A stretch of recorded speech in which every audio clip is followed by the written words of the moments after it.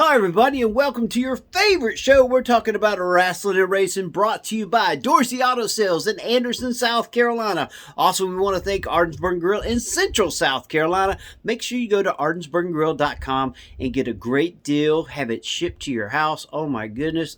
Grubhub, DoorDash, they'll bring it to you. You will not get better. I went this week already. I had to beat Ref Brandon to the punch. I had the best s'mores French toast. That's right, folks. I finally got my s'mores French toast. Angie surprised me, had it ready for me. Oh my goodness, folks. On Saturday, I wore out some s'mores French toast. It was the best thing I ever had, and I'm going to make Ref Brandon jealous because he's got to wait till Thursday to get his Ardensburg Grill. And because of that, we're going to go ahead and bring him in now. What's up, Ref? Hey, Jay, how you doing? Doing great. I guess you heard, man. I had some good food this week already. Yeah, I love to eat. I love talking about food. I love hearing about the s'mores French toast. Oh, and that wasn't it, Ref. I mean, there was some beans and cornbread brewing up in there. They had some spaghetti. They had a little bit of everything. So you missed out, man. You missed out. Well, sounds like it. All right, folks. Well, let's get to our Rasslin and Racin, brought to you by Dorsey Auto Sales NASCAR moment.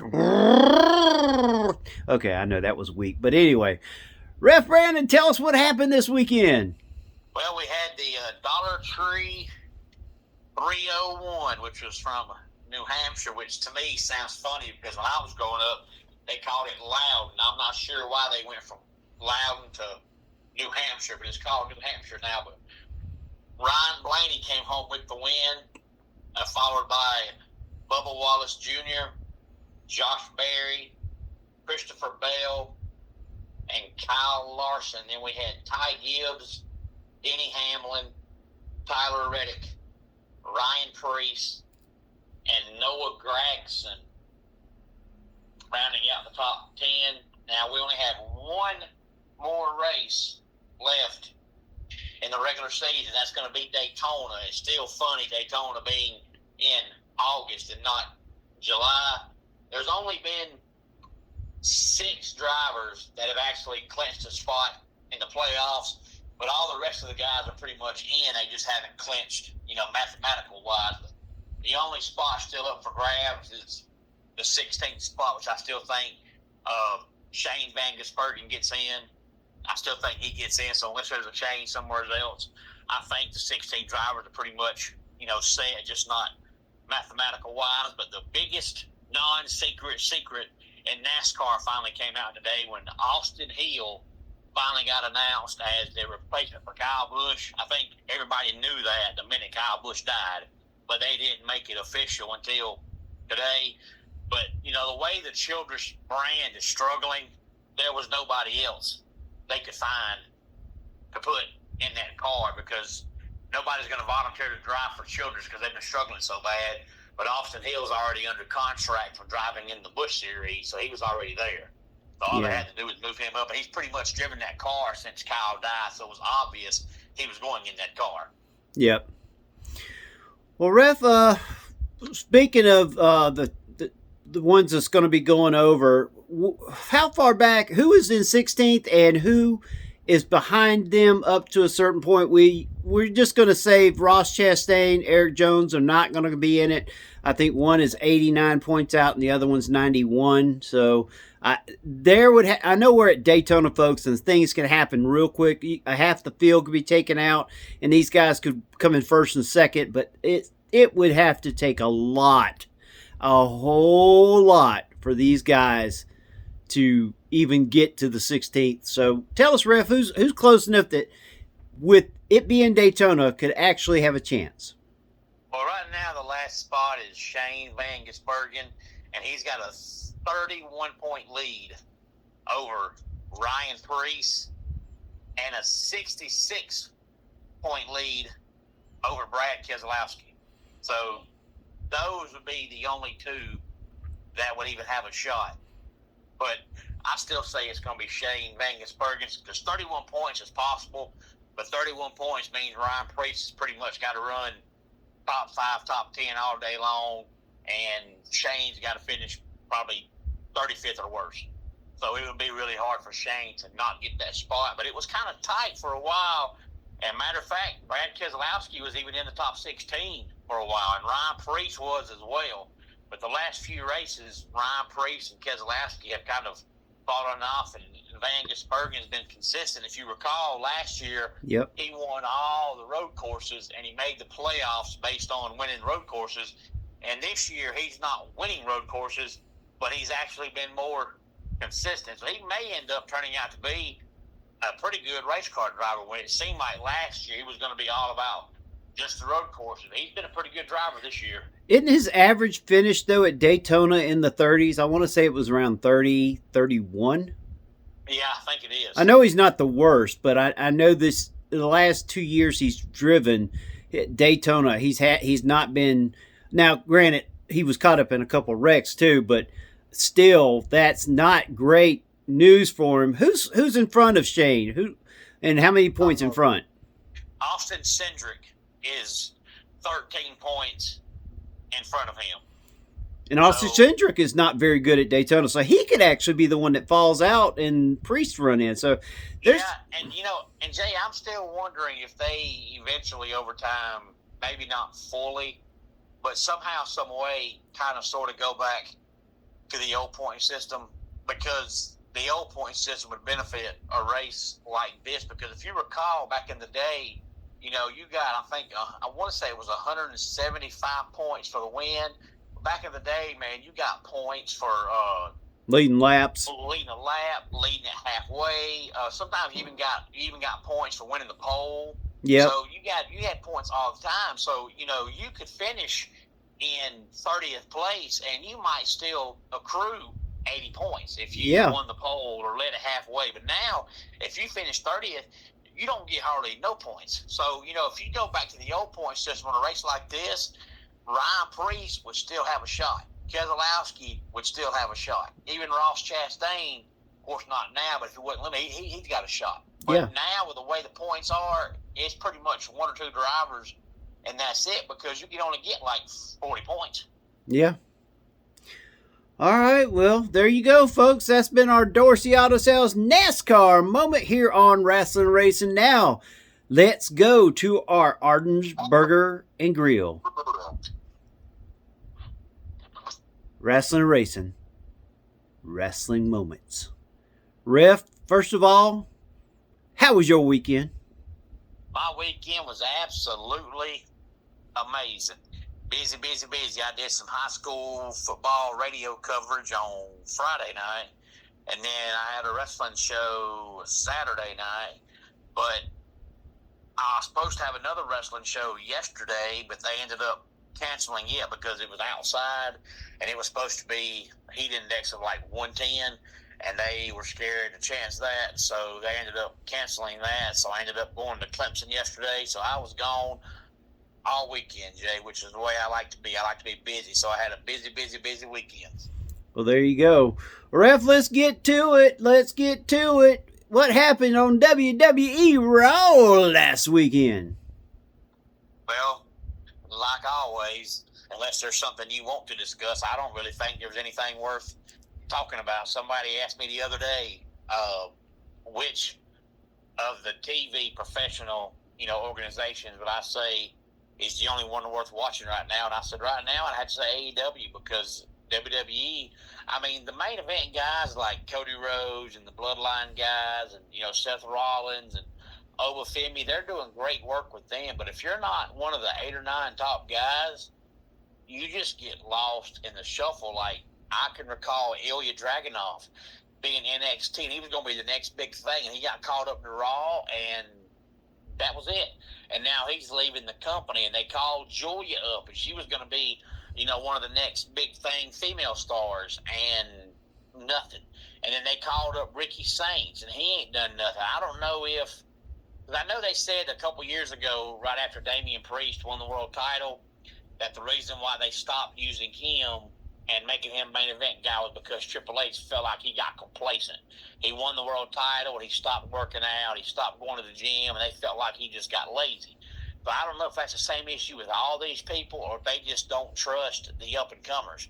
But, we talked either last week or 2 weeks ago about how, most of their stars are, 40 and up or approaching 40. If they don't start using these undercard guys, they're going to be in trouble in about 5 or 6 years. But every time they call up somebody, NXT, they just disappear. And I agree. There's a couple storylines I'll talk about real quick. I think the real interesting, we knew it was going to happen, Obafemi versus Braun Breaker at Sunday night's main event this coming Sunday. I think that was an interesting thing where Breaker's in the ring, said, let's do it now. Heyman comes out and says, no, we got, investors. We can't do it then. We have to make sure we make money on this, and we're going to do it at Sunday night's main event, and we're going to make it in Braun Breaker's hometown. And it looked like he was all about Breaker. They go to get out of the ring. And before Paul gets out of the ring, he goes over to Obafemi and shakes his hand. And that, I don't know if that's just Paul just trying to make a twist, or this is WWE's way of trying to turn him to be Obafemi's manager. Just thought that was interesting. Then, of course, Solo Sikoa was supposed to bow down to Roman Reigns. He wouldn't do it. LA Knight comes out. They start beating him down. Sikoa looks like he's going to help. The Bloodline ends up hitting Reigns. And LA Knight and Sikoa leave the ring. And Sikoa is not in the Bloodline yet. So that's about all I saw. Everything else, we got tonight, I think, La Parka versus Penta. I think that's going to be an interesting match. It's a match that a lot of people want to see. And that's about all I really think is going to really be good tonight. And speaking of, WWE, I seen Baron Corbin is going against Little Yachty. So, again, Baron Corbin comes back and gets put with all these celebrities that nobody's going to take serious. But when I saw the Sunday night main event thing, I saw that it was set for September 6th, which is not this Sunday, but the next Sunday. Yeah. But then I thought, man, that's NFL kickoff Sunday. Their ratings are going to be terrible because ain't nobody going to watch wrestling over NFL. But not only that, I don't know when it's set, but I did see that ESPN is fixing to raise the prices on the WWE PLEs. Yep. So if I'm a fan and I have to pay for that, I don't know that I'm paying for it. I don't know how much it's going up, but it ain't worth the money you're paying for it right now. No, it's not. And it's already commercialized so much, people are basically paying for the commercials. I mean, why would you do that? And you remember back in the day, Jay, when all these streaming services first started, and everybody was like, man, it's great to have these streaming services, but then the Peacock price went up, and the Netflix price went up, and the Hulu price went up, and now ESPN's going up. So it's almost cheaper now to just have regular cable or satellite because all these streaming services, unless you only have one, that's fine. If you have all of them, you're pretty much paying more now for those than you are cable or satellite. Exactly. I mean, college football is what's making ESPN raise their price because they know they're fixing to have to pay a whole bunch of money for a whole bunch of college playoffs. But anyway, that's a whole nother story.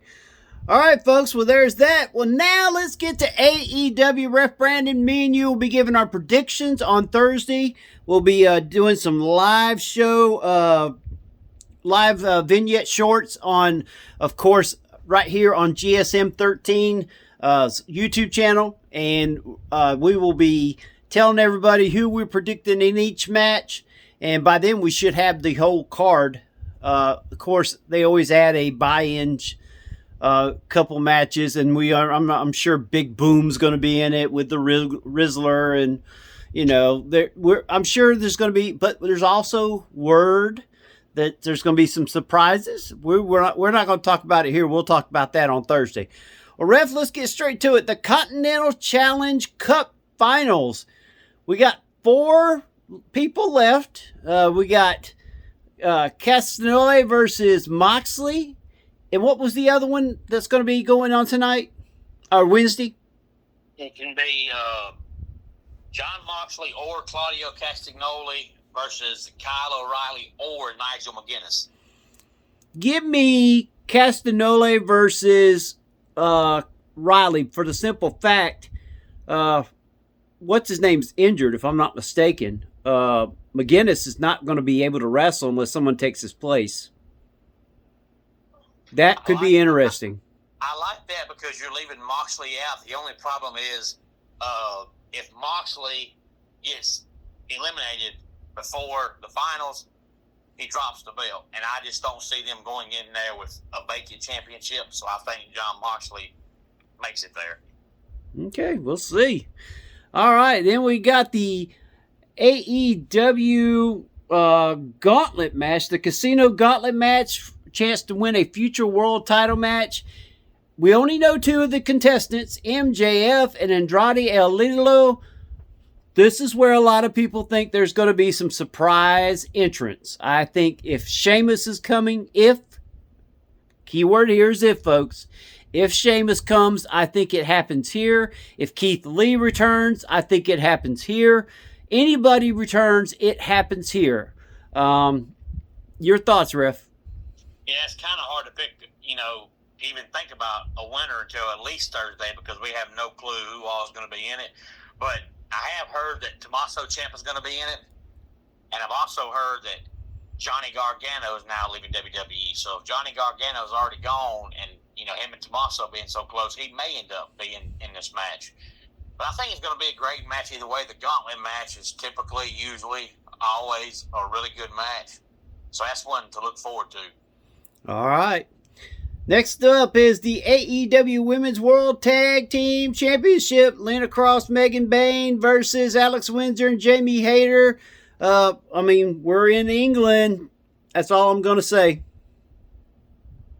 Yeah, I'm actually looking forward to that match only because I think, especially for a women and tag team, I think that Lena Cross and Megan Bayne make a great tag team. Yep, and I think the other two make a great tag team. I think the way they've been lately is really showing good. TNT Championship, Falls Count Anywhere. Kevin Knight versus Darby Allin. This is where I think Sting shows up for some odd reason. Because the Don Callis family will interfere, as we all know. So I think Sting could be coming out. I think Buff Bagwell's a possibility to come out with Sting. I think there's just going to be some interesting things in this match. Your thoughts? Yeah, I'm right there with you. And I hope, not because I don't like Sting or don't want to see Sting, but I hope he doesn't show up at least until maybe after the match. Because I feel like they need to separate Darby and Sting so we can see what Darby can do on his own. Well, he's actually been doing pretty decent on his own. He's got his butt whipped several times, but he's also won some great matches. Actually, he was a world champion for a little while. Yeah. AEW International Championship, and this could be the match of the night, folks, because we got Tateshka versus the champion Kyle Fletcher versus Okada. What is your thoughts on this one, Ref? Yeah, if you hadn't said that, I was going to say the same thing. I think it will be match of the night. I think Kyle Fletcher is very underrated, and I think anybody knows that Konosuke Takeshita and Kazuchika Okada are both phenomenal wrestlers, so I think that will be maybe not the main event match, but as far as wrestling quality, it'll be the best match of the night. Yep. World Tag Team Championships, Adam Copeland, Christian Cage versus the Young Bucks. Yeah, well, I think we already know who I'm going to pick in that match come Thursday. You know who I'm picking too. Folks, it's nothing. It is personal for Ref Brandon, but for me, it's just because. But yeah, that match could be pretty wild. This is a match that, you know what, folks, I could actually see become a triple threat match. Your thoughts, Ref? I can see that as well, so I'm kind of excited to see if they've announced anything different by Thursday, or are we going to go in there just making our pick based on what we know and something get added? Because I hate when that happens because we end up being wrong, but it's not because we were wrong. It's because we didn't know who I was going to be in the match. Well, we're calling it now, folks. This could be the triple threat where the old name, the New Day, could be the new name that they decide to be and be entered in to this match. So this is if I'm going to add the New Day into this pay-per-view, I make this a triple threat. This is where I do it. All right, let's get to, well, we know we already know this one for Thursday too, folks. AEW Women's World Championship, Willow Nightingale versus Mercedes Moné. Yeah, that should be a pretty good match. Actually, I think it will be too. I think it's going to be a B plus A match. I think you got two ladies that's going to do it. I also think that this could also be where a lot of fans could see another return, Britt Baker, or someone else coming in, Bailey, that can make that a very interesting scenario. I think we'll see Willow Nightingale get the best out of Mercedes Moné. Yep. And I can't say anything because I think Willow Nightingale get the best out of me too. Oh, mercy. All right, we are a kids show too, so let's move on to the next one. AEW World Championship, Kenny Omega, Will Ospreay. We all got a feeling where this is going. Yeah, I do. And I think it's one of those matches where I think pretty much everybody's going to guess and probably guess right, who's going to win the match. And I hope that doesn't take away from the quality of the actual match itself. I don't think it will. I mean, Kenny Omega is known for his matches. Even when he's injured, he puts on a huge match every time. Will Ospreay, we already know him. Anyway, folks, we just wanted to go over the card for this coming weekend. We will give you our predictions this coming weekend. Also, tomorrow night, we'll be giving you round one in the Giants and the Legends. And, folks, you need to get on Ref Brandon and the Todd Family YouTube. Did you hear me? Get on Ref Brandon and the Todd Family YouTube. Put in your predictions for both of those things. And that way, it makes it easier on me and Ref because we've already kind of went over some of the results. And, folks, you could make a change on it. All it takes is for you to go to that. Like, subscribe, comment. Make sure you do that. All right, folks. Well, that's going to be it for this week. Ref, you got anything else you want to say real quick? Well, that's it. If anybody is available tomorrow night and you're a wrestling fan, I'd love to see you at a Rock Branch Baptist Church. You ain't even got to have the physical address. You can just get GPS to type up Rock Branch Baptist Church, and there's only one in Elberton. But we're going to have a wrestling show at 7 o'clock. Lex Luger and Nikita Koloff will be there to take pictures and sign autographs. But our old podcast partner, Seth Stevens, will be there. And several other guys will be there. I know Luke DeSilva is going to be there. Luca Daniels is going to be there. Peterbilt is going to be there. So it's going to be a regular wrestling show. But we'll also have Lex Luger and Nikita Koloff there as well at 7 o'clock at Rock Branch Baptist Church in Elberton, Georgia. There you go, folks. Make sure you're there. Great chance to meet Ref Brandon, Nikita Koloff, Lex Luger, other superstars in the independent scene. Make sure you go out and support them, folks. $10. That's all. $10, and it's going to a great cause, the church. You cannot beat that, folks. Make sure you go out and support them. Ref, I guess we're going to talk another day, another time. And we're going to be enjoying some great food on Thursday night. Yeah, we are. And I'm looking forward to the game because I love football. Yep. And I love getting out and meeting people and talking to people. But it's also another busy weekend for me, which I'll say will kick off Thursday night at that game because on Saturday I'll be in the upstate of South Carolina. We've got a show at high noon on Saturday at the Farm Center, which is right off Highway 123 between Seneca and Westminster. Got a show there at noon, and it's totally free. It's free parking, free tickets, and they're going to free food for lunch while supplies last. Everybody get a free meal as well. Can't beat that. That'll be Saturday at noon. And then I've got another wrestling show Saturday night at the Greenwood Fair. So I got a busy weekend. So it'll kick off Thursday with Anderson and Furman. There you go, folks. Make sure you go to his YouTube page. Ref Brandon and the Todd family. YouTube. Make sure you go there, subscribe, support. Also, subscribe and support this channel. We need clicks. We need your likes. We need your comments. Please do it. If you need to know who's in the tournament, go to post on our YouTube channel. All the way over to the right-hand side. You can slide it over past the podcast and the live.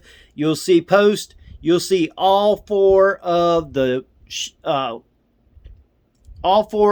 tournaments that we are holding. Make sure you go in and do the Legends and the Giants. All right, Ref. It's been great. It's been real. So long, everybody.